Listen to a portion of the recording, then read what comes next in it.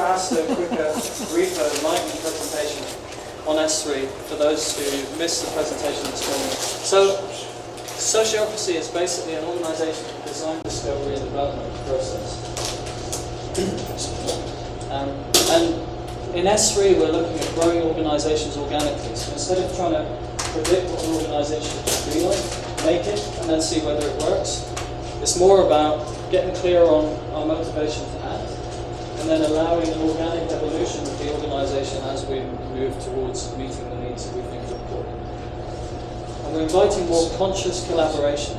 So conscious collaboration basically means becoming aware of our motivation to act.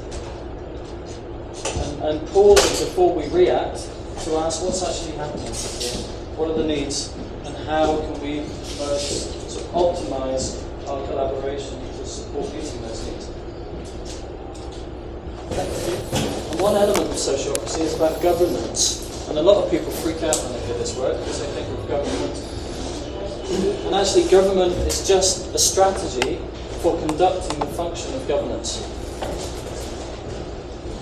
And governance is essential. And if you look up governance, the definition of it is to control, guide, or manage. And what we're talking about in S3 is controlling, guiding, managing the flow of value towards satisfying needs, or towards achieving desired outcomes. S3, which I'll explain more in a minute, is basically a set of principles and patterns for flowing value towards satisfying needs. So the word sociocracy was developed in 1851. Auguste Comte, who coined the term sociocracy, made it up. And basically, in essence, it means governance or decision-making by the social group or by the companions. So it's really about allowing people who are doing the work to make the decisions in relation to that work. And it's got a long history. Check out Wikipedia. There's a great document there that goes into the details of it. And S3, Sociocracy 3.0, is basically a recent evolution that was more discovered than created by myself and a colleague, Bernard Doppelbrink. I've been teaching sociocracy for 15 years, but in recent years realised that there was some tensions there. There was room maybe for some adjustment. And S3 was what we discovered when we peeled back the layer of those tensions. And that's what I'm going to be teaching during these days here and what we covered yesterday in this presentation. So if you're familiar with sociocracy, you might see some differences here. And basically what we're doing in S3 is navigating via tension. So there's a premise, and the premise is that all perceived problems, challenges and difficulties are symptoms of wisdom seeking emergence into consciousness. All situations that we experience where we feel some kind of tension and we think there's some kind of problem or challenge, or this, oh, damn it, why is this happening to me? Instead of getting stuck and locked down on the fact, well, this is another problem, I just want to get away from it, which is our kind of instinctual impulse, kill it, run away from it, or just surrender to it, is instead to take the next step and ask what would it mean for me and for life if all of these things were symptoms of universal intelligence seeking to communicate with me, or in an organizational context, seeking to communicate with its past. So S3 is built on this premise. And so we want to pay attention to objections experienced in the outer world or in the inner. Pay attention to tension. So it's empowering human beings to act like nerve endings within the system, acting like sensors, picking up changes in the environment, and using this tension as a stimulus for us to pay attention to something that's happening or not happening. And why do we feel tension? Well, basically because we see something in the world that's discordant or doesn't reflect what we would like to see in the world. Either we see something and we think, wow, this could be even better than it already is, and there's an opportunity to improve it, or we see something and we think, well, damn, I really don't like it like this, and I really want it to be different. And either way, we experience some kind of tension.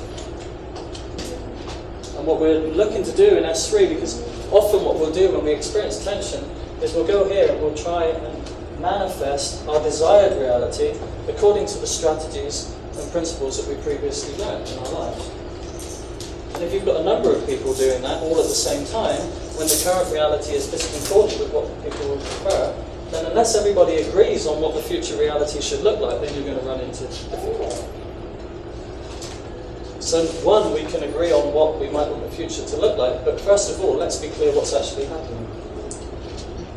So in S3, our focus goes to what's actually happening. And we say then, S3 organizations are driver-centric. So what's a driver? Somebody who was here yesterday or this morning, what's a driver? Yeah. Motivation to act. Did you speak up? Your motivation, inspiration, or what excites you to have a response or an action towards a need or a potential. Okay. So a driver is the thing that's motivating us to act in some way, correct? Yeah? Exactly. The driver is the name we give to something that motivates us to act. And a simple, elegant way of defining a driver, someone who was here yesterday or this morning?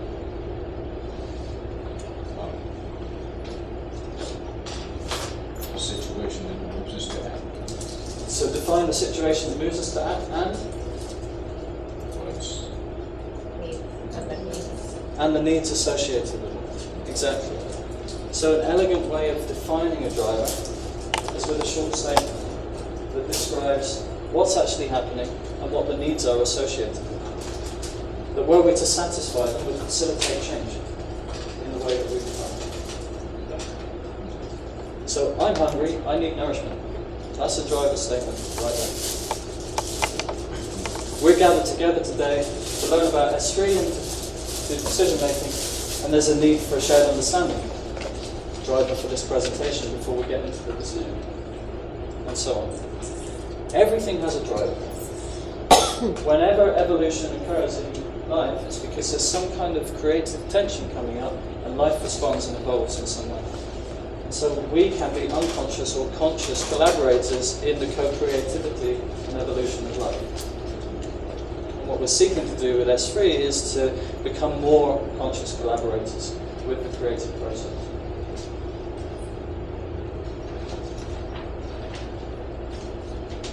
And we talk about drivers, but attention only becomes a driver if we can identify needs that, if they remain unsatisfied, somehow means that the previous drivers that we're trying to satisfy somehow aren't getting satisfied anymore, or that we're missing opportunities to improve what we're doing. So it's not a kind of free-for-all, damn, I feel tense today, I didn't sleep last night, I really need some sleep, sorry boss, I'm going to go and have a kip. It's like, is it relevant in the context of the organisation and the previous drivers that we've defined? So we'll go into this in more depth in the days ahead. We had a little exercise for those of you who missed it, and I really encourage you to do this at some point, maybe later today or this evening.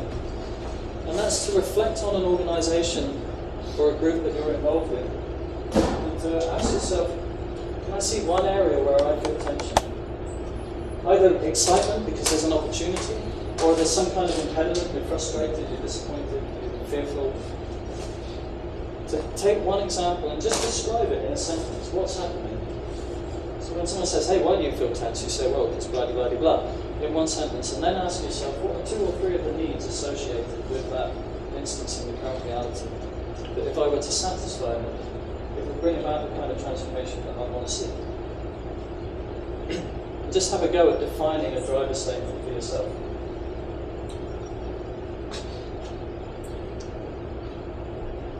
So there's 3 more things I want to share with you. One of them is this. This is really like the lens to look through if you want to understand how to navigate from tension to some kind of output. So if we're, each of us, nerve endings within the organizational system, and we're opening our consciousness to tensions that we're experiencing, the first step is to ask, well, what's happening? What's really going on here that means I'm feeling some tension? And what are the needs associated with it? Are they relevant in the context of the organisation and what we're doing together? And if they are, then it becomes a driver. And And once we clarify the driver with a brief statement defining the current reality and the needs, we can then do a number of things. We can just act to flow value towards those needs. We can make agreements together. This is a big part of what we're going to look at today, how we make agreements together. We come up with policies or agreements about how we will flow value that people can follow, that act as guidelines. We can create roles and select people into those roles and give them the driver to take care of. And it's like, hey, that's your job, you go for it. Or we can create teams, groups of people, which we call circles in sociology, so that they can gather around the driver and take care of it.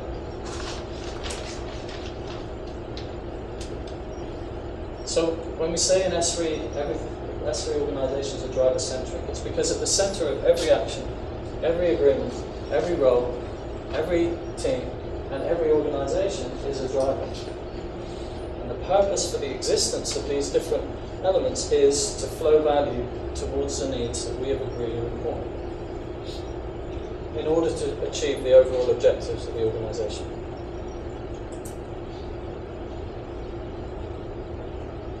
Are there any questions from anyone, whether you were here or not yesterday, about this before we move on? I have a question about your arrow that goes from tension directly to action. Okay. So can you talk a little more about that? Because it seems to me sometimes that makes sense, and Yeah. sometimes it's going to get you in a deep mess. Exactly. So Yeah. you're basically saying there's more than one way to get to action.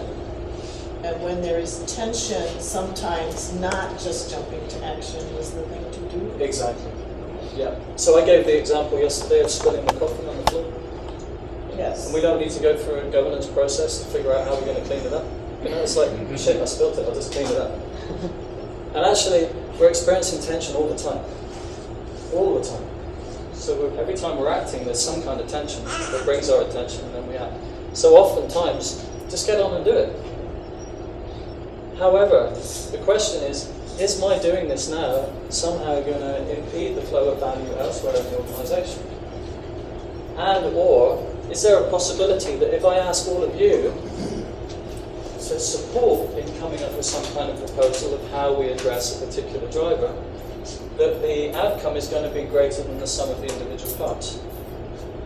Is there going to be more merit now in me coming back to my team, my circle, and tapping the collective intelligence and the benefit of multiple perspectives than if I do this by myself? Because sometimes efficiency in the moment isn't the most effective way to go. And what seemed like a good idea to me from one point of view may reveal actually to be a very bad idea from 10 different points of view. Is this? Yes, that's so. In my world, then the term unintended consequences would come up. The policy decision made, and then all sorts of crazy things happen in public space, Yeah. and that does not help it. Yeah. And what's interesting, and I'll come to you in a moment, so what's interesting is that in the modern world there seems to be some kind of confusion between the privilege of being in a leadership position to guide or coordinate work and then automatically having the right to make policy decisions as well. And we seem to have a culture that mandates one with the other. So it's like, okay, you're in a senior coordination position, therefore you can make decisions that affect everyone else whether they like it or not. And often we can see those of us who aren't in that position at the time, that there's a lot of problems with that. And if we are in that position, often we don't see the problem. Until it's too late. Until it's too late. Well, yeah. And sometimes it can be too late. And oftentimes, if we're really open to it, and we're open to picking up tensions that are emerging, then we discover soon enough that we are in it. And sometimes not. Like my friend who stepped in front of a van the other week. So, I mean, it's not to shock anyone, but sometimes life is final. So, I was just going to say that in the diagram, that question would be solved by just taking the arrows and make them in equilibrium, because each action will create a new tension. The tension creates another action and further drive it. So that action is an unintended action or unintended intention that leads right back into the system. Does that make sense? Yeah, it does, and it's not always so that an action leads to another tension that reveals a driver relevant in the context of the organisation. So like cleaning up the coffee, for example, is a job. Maybe we can dive into that in another moment because it might complicate things right now. So other questions? I suspect you'll probably get to it, but my question had to do with who gets, like, how does the decision process about which tensions are addressed in this process, like, get prioritized? Because everyone experiences different tensions. Yeah, sure. Possibly on a daily basis. Well, it comes back to, first of all, myself. If I'm experiencing a tension, I can ask, well, what's actually happening? What are the needs associated with it? Is this something where it's appropriate I just attend to it and take care of it right now? Mm. You know? So as soon as it involves other people, that's when a more formal process? Well, and it's a complex question to answer because it depends on what role I'm in. Okay. My domain of accountability, does it fall within my domain of accountability? Then I can make decisions that affect other people because I've got the mandate to do it. And people have consented to me doing that. So we want to give as much autonomy to people to act as possible and spend as little time as is necessary in coming up with governance decisions to flow value. If it's not broken, don't fix it. And the more we try to centrally control and manage things, the more problematic it becomes because we lose the wisdom, the direct wisdom of those people most closely invested with the work. So the more we can distribute it, the more effective we become. And it falls to each of us to learn how to evaluate tensions, how to define drivers and identify them, and then ask the question, which domain of accountability does it belong to? Is it mine? Is it yours? Is it that team over there? Is it the board? Is it the customer? Where does it lie? So we can, as we learn more about how to use this filter and consider which domain of accountability it lies with, so we become more effective as an organisation. And that relies on everybody in the organisation having some basic understanding of these principles and learning how to navigate according to tension. So you had your hand and then Tim. I did, and I don't know what I have so many questions actually, and I don't know which one is appropriate to ask. But there's a couple. When you were talking to us earlier today, you made a distinction between awareness and consciousness, which I've been sort of back of my mind pondering for the last hour and a half, and that feeds into another question I have and experience I have with highly participatory structures in a place of work where people can have a shared awareness of the organizational driver, but have massively different levels of consciousness. Sure. And massively, like, really different personal drivers for how they come to that awareness of the organizational driver. And so you think you're making decisions that are based on full participation, and you are on one level because people say that they agree. But we're humans, and we have people like your friend who step in front of vans, and we have people with different issues going on in their lives and their mental health that really make the process not as easy to just sort of plug into here, there, and there, even when people say they agree. So there's that kind of really big question about all of this that I have going on. And I guess I'll just leave that there. Are you with us on Monday? Because this is I a don't know topic if I'm I- going to go into. The Oh, whole okay. session is dedicated to this topic. I'll try to, what time Monday? I'm not sure. Does anyone know what time the session? I think it's 1 to 4. 1 to 4? I think this is consistent. the relational energetics. I think Okay. that's on Monday. I may need to check that myself. But we're, All right, have you I'll checked the try program? to come up with And we'll have the video We're for going you to too. look at Okay, environmental good. psychology, developmental stages, power vulnerability within organizations, It's actually 9 to 12. and the leadership. Oh, Okay. it's 9 to 12. Okay. Good, we'll leave it there. 9 to 12. Yeah, I just need to plug my power. And someone else had a question? I just had a comment. Oh, Tim. I've been involved in a lot of organizational change and things like that for the last 20 years or so, and it's sort of, I've built a lot of this into my way of thinking. And just recently I had an experience that I think comes to point on this, because I was looking at some software that we were going to use for a purpose, and I was attracted to an organization that provided software like that because they're a collective, okay, and I like, this kind of thinking and decision making. But over a period of time when we were evaluating the software, I found that when I did have an issue or a problem or something I need to discuss, that one person would consistently and always make what to me seemed like a snap decision about how to address that issue in a fairly complicated software environment. And I could just see, because some of these were real simple things like clean up the spill, and some of them were not like that. But he always would just, oh, I'll fix that right now. And I know he's got hundreds of people he's doing this with, and it became clear that he was never going back to the group. He was always making that snap decision. Yeah. And ultimately, as much as I love them and everything that they're doing with, I decided to go with different software that had a different process that were actually more along these lines, because I knew he was just building problems down the road that he was going to have to deal with, and it was not going to be pretty. Okay. And had anyone made the policy decision that he would have the freedom to do this? And had anyone defined the role that he had in the driver? Well, they may have, okay, but I'm looking at it from the outside, Yeah.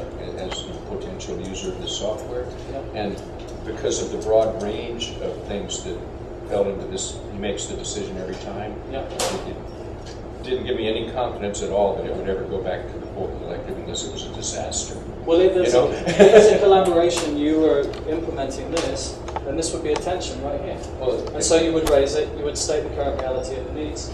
People would understand that, yeah, and then you would say, okay, what are we going to do about it? And then use some of the processes we're going to explore today to come up with a co-creative, good enough for now, safe enough try way of doing it. right. If you're not a sociocratic organisation, then you're going to run into these problems. And if you're in a Have those transition, echoes, right. if you decide, okay, we're going to integrate this into our organisation, then you need to navigate the complexity of the issue that Rebecca was raising. That we're all coming from different places, different perspectives, different strategies, different interpretive lenses.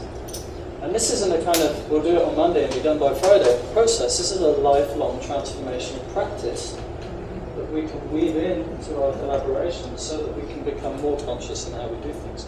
And that's an ongoing transformational process. And this is why you can't just read a book or come to some workshops like this and go and do this as a closed system without input and support from others who've thought about it before and have guidance and so on. Because we're not just uploading a new software that's going to take care of everything for itself. So we need to learn how to steer with this, and oftentimes come up against some really deeply entrenched and very unconscious patterns and ways of interpreting that need to transform in order for us to engage more consciously with this process. Is it worth the investment of time? Well, I would say so, because if I look at the current consequences of our collective endeavours at collaboration, I don't see us flowing value in ways that are regenerative towards a happy outcome for us all. But it's like permaculture. You can't go and do a permaculture course and then go and set up a food forest and it's all working fine. And there's a process of trial and error, of learning. It's a lifelong process, actually, to really become somewhat artful at permaculture. But with a food forest, it's 90% effort and investment up front. You have a 10% return, and then later you're getting extraordinary return for very little input. Social ops is exactly the same. But it's not a free ride at all. And again, I'll speak more about this on Monday, but I call it the ancestral deficit. It's like we as a generation inherited a whole load of baggage, from those who came before us. Parents who have parents who have parents who have parents, all doing their best with the tools and the resources that they have. There aren't really bad people. There's no babies born demonic with its hatchet. It's like Except life Rosemary's. takes its effect.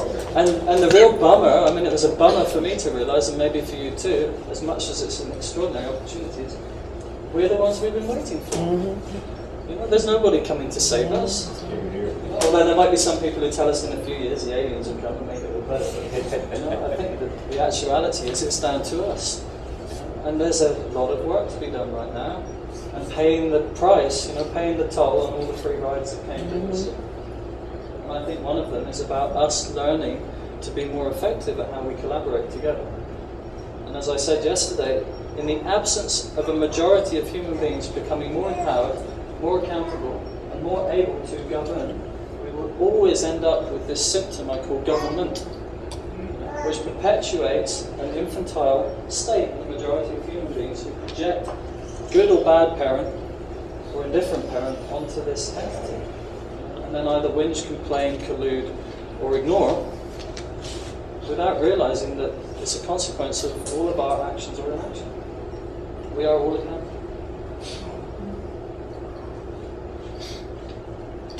Okay, so I'd like to just move on with a couple more points for those who missed this yesterday. Values. This kind of fits squarely in with what we're talking about here. This, I just found it online. I'm not even sure who to credit it to because it just came up under Google Images. Division submitted values. I thought, shit, if I was part of this division, whatever a division is, and I had to acknowledge and align with all of these values, that would be quite a broad scope for me to align with. But in S3 we do talk about values. And the reason values are important is because they define the ethical parameters for action, the ethical limitations. It's like the loving limitation of the parent who sets the boundary, the teenager who starts kicking against the system and the structure to further define him or herself. It's like developing more their own identity in relation to that which limits and that which is under that. So if an organisation is not clear about its overarching values, then immediately we're into unclarity around decision making. Because even though a driver might be clear, somebody might have a strategy as to how we satisfy that driver, and it grates against your personal values, but if there's no clarity about the organisational values, how do we know if it's ethically acceptable as an organisation or not? So in S3, first and foremost, define the organisational values so that there's some clarity on the ethical parameters for action. And don't make that a 100-value statement. And keep it very simple, like 4, 5, 6, 7 statements. And not just the value itself, but put it in a doing context. We will treat one another and our customers with respect, for example. Because we'll see later today that when we're making decisions together, the consent decision-making process that we're going to be looking at relies on the absence of reasons not to do it. And sometimes it's not so clear whether there's a reason to do something or not until we consider values. So they add an extra mechanism for us to consider in steering and orientating our decision-making processes. And you see S3 principles within the bubble of the organisation values. This is basically because if an organisation doesn't align with these kind of core principles of S3, then they're probably not going to use S3. Thank you those of you who went through this yesterday. Consent. It's the absence of a reason not to do it. Okay. And in sociopathy, we empower people affected by decisions to have the power to object if they see reason not to, and to have a voice in decisions that affect them. This is what we mean by equivalence. And if we give people a voice in the decisions affecting them, then people feel naturally more accountable because they have a sense of ownership, stakeholdership. And in order for people to have a voice in decisions affecting them, we need to be transparent about what's happening and why it's happening and who's doing it and so on and so forth. So there's no secrets in sociocracy unless we consent to have secrets. Sometimes there's reasons for confidentiality, for example. Empiricism. Well, I'm not advocating a rational, dry, scientific method, but what I'm talking about is basing our knowledge on our experience, be that subtle or gross or otherwise.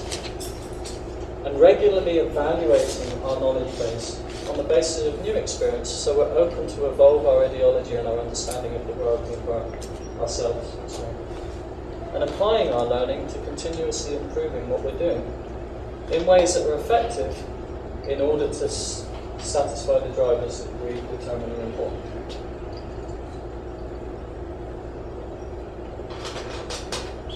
So, yes, yeah. Can you say a little more about equivalence? Because for some reason that word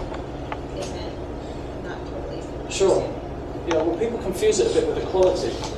And in some languages, there's not actually a distinction between the two, which is very problematic for understanding. The fact is, we're not equal as human beings. Depending on our race, situation, circumstance, and context, we have more or less advantage than others.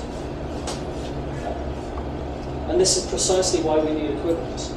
Because if people are being affected by decisions, and there's not equality amongst all people, then we need some kind of mechanism that guarantees people have the power to object to decisions that affect them, if they see reason to do so. And let's face it, in a sane, reasonable world, nobody would want to do anything when there was a reason not to do it. And yet in practice, this happens all the time. People do things all the time when there's reasons not to do it. And there's usually somebody, at least somebody, who sees a reason not to do it. But if we don't have equivalence, there's no channel for that voice to come through. And this is what I meant earlier when I said objections are gifts in sociocracy. It's like we deliberately seek objections in the decision-making process. We're not seeking agreement. Can you live with this or can you consent? It's like, does anybody anywhere see any reason why doing this is going to harm us? Because if you do, please share it. Because we don't want to do anything that's going to screw up what we say we want to do together. So equivalence means that everybody has a channel through which to raise an objection. And to participate in making, agreeing, and evaluating and evolving the decisions that affect them on the basis of the principle of consent. So, like a problem with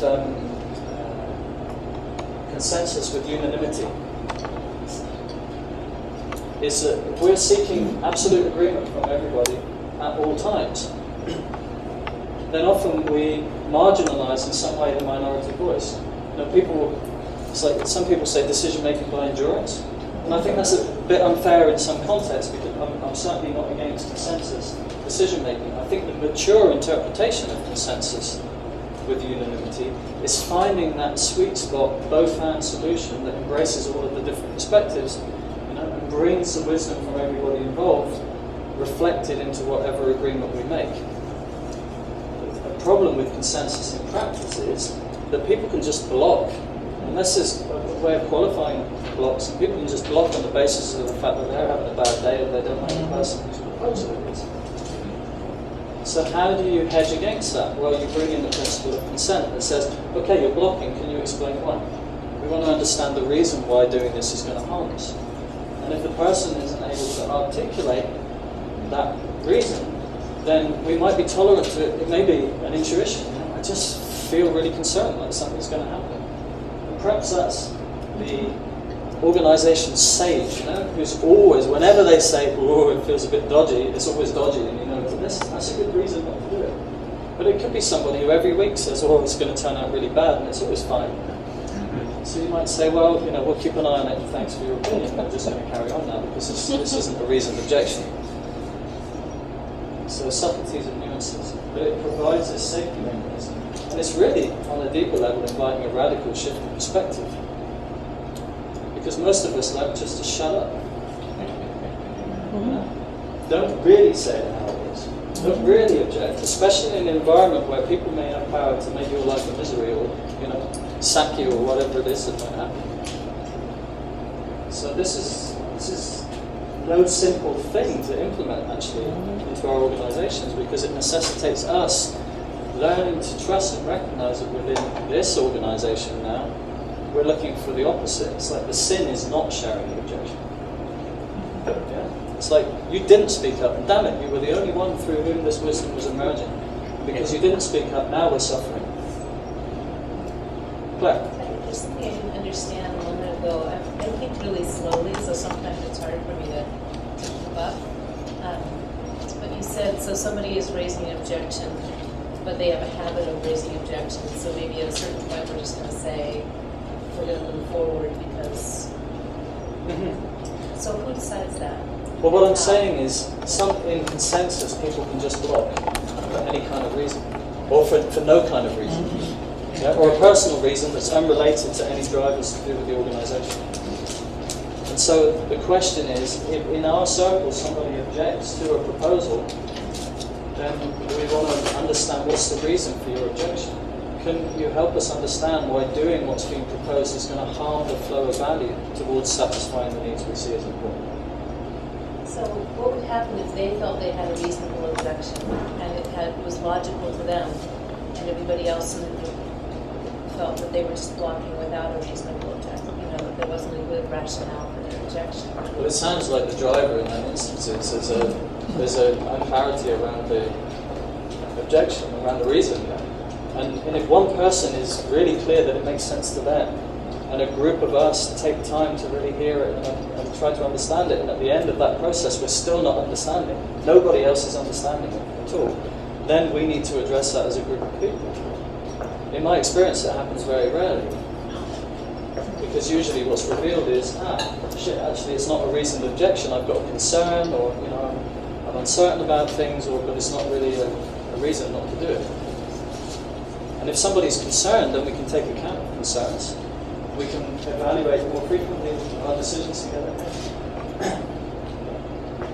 But concerns don't stop proposals becoming policy, only objections do. And I'll share this Dropbox folder. There's an article in there about, a woman wrote to me saying, does sociocracy or intuition and the feminine have a place in sociocracy? And I thought that was a great question, because absolutely it does. It's like some organizations, they have attunements before their meetings. They take time to tune in before seeing if there's any objections. Intuition and the intangible can be as much a reason to not go ahead with a proposal as something that's tangible or otherwise. We just need to navigate agreement around what constitutes a reason not to do it. And sociocracy is not going to give you the kind of scalpel by which you can precisely always slice it. We still have to fall back sometimes as human beings onto considering, is this really something relevant? Is your objection really something that means we're not going to move ahead right now and flow value here? And maybe we can just make a small adjustment and it's fine anyway. Or maybe, if we don't make the decision in the next 5 minutes, then the funding bid opportunity is going to be over and we're going to lose the $500,000, and it's like, shit, can you live with it? Because if we don't do it right now, we're screwed anyway and we're all out of a job and we go home. Yeah? So there's so many subtleties and nuances to it. But reason is the kind of baseline. Not that we just have to all be rational scientific beings, but if we can understand one another, we can understand why somebody's feelings of tension, and this helps us to find agreement. And if no one can understand it, I really think it's good to take a look at what's going on there. Are we all tripping except you? Or are you tripping a bit right now? And again, you're looking in the context of old paradigm organizations, this can be more problematic, but if we all make the agreement, we want to do this, we want to collaborate together in this way, and we want to give space to objections and so on, then in practice this isn't really a problem that comes up. I'm going to take a couple more questions and then move on. This is sort of your point. How do you distinguish between wisdom and, or how do you find the wisdom, given that a lot of us have come up within systems and cultures where there may be things that are reactivity or something that doesn't necessarily have to do with what's actually happening in the system itself. How do you find the wisdom in people's objections, or how do you distinguish between wisdom and like static? Well, wisdom is really my term, and it fits in the context of wisdom seeking emergence. I mean, some argue that wisdom is the consequence of experience. This is how we accrue wisdom, and we can also adopt wisdom from others and make it our own. What we're really talking about is reasonable objection. It's like, can we understand the reason for this or not? This is the basic. And we're going to go into this with the decision making in a moment. I'm looking at consent decision making. How do you qualify objections? And there's a very simple way of doing it.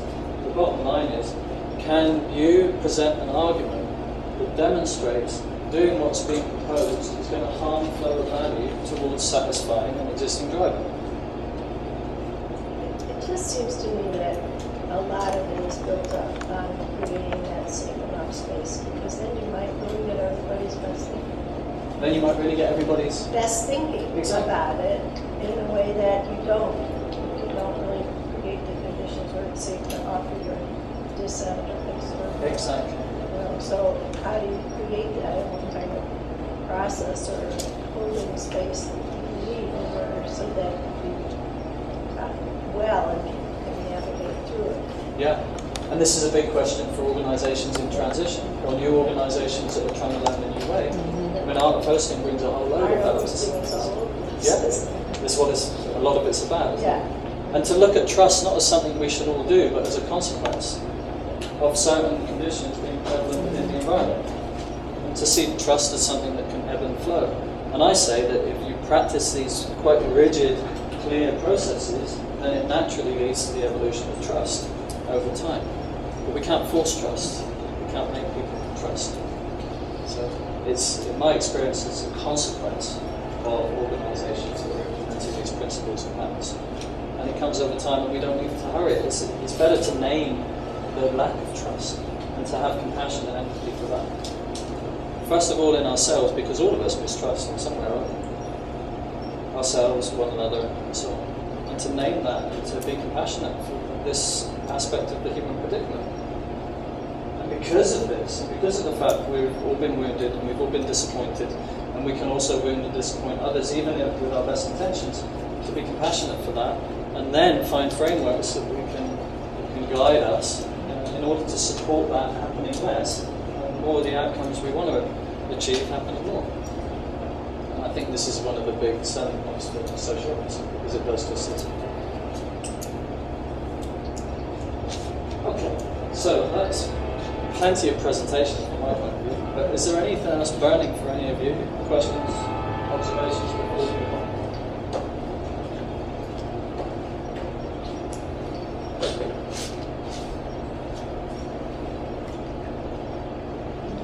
Yep. I've seen lots of things, not like this, but similar, just approaches, different approaches to relating. Do you have any suggestions on how organizations could implement it without it being, this is the new paradigm that we have to study and learn chapter and verse, but just, hey, let's try something new and put it out there? Sure. Yeah. So we talk about S3 particularly as being modular. So there's different elements that we can take in there just as an individual component to address a certain tension we're facing. So today we're going to look at decision making. We're going to look at proposal making. We're going to look at selecting people to roles. So these are three elements where there's a pattern that you can apply. You might want to look at your organizational structure and optimize the flow of information within through the system. And so there's patterns that you can implement for that as well. Do I recommend that organizations just become the new paradigm and implement the whole thing? Not at all. I mean, certainly not in the beginning anyway. I think we want to start small, experiment, fail fast, learn, slowly educate, facilitate cultural transformation, which takes time and investment. And if in the end you decide, well, actually, hell, let's just implement the whole thing, because every piece is designed to fit with every other piece, so it's all complementary. If you decide to go that way, great, but there's plenty of organizations who just use the decision-making process, or they just use some of the other principles and patterns. So, no rules, actually. Sociocracy doesn't give any imperative. It's just, essentially, is there consent? If we want a chaotic organization, I heard the story about beeping horns on the train. In here? Is this true? So, but apparently there was an order for the trains not to beep going through Madison for some time, and then it was lifted, and then they really started beeping. Yes, that's true. It is true. Yes. Yeah. Sometimes at night there's some nice conductors that go. Otherwise, appreciate it. Just a nice metaphor for organizational chaos. We provided that for you. So. Well, then an absence of equivalence, yeah? There Because you we're go. all affected by that decision, and yet we can do a thing Yeah. about it. And let's not even talk about what they're transporting. Don't go there. Okay. Sorry. Now everyone's so curious. I want to focus on anything. I actually completely forgot what I was saying, so, yeah. But Are you you, gonna go into decision making? you were just saying how you can adopt it. Oh, yeah. Yeah, okay. So, I'm going to propose that we just take a 5-minute break. Grab a drink, use the bathroom if you came in a hurry over, and then we'll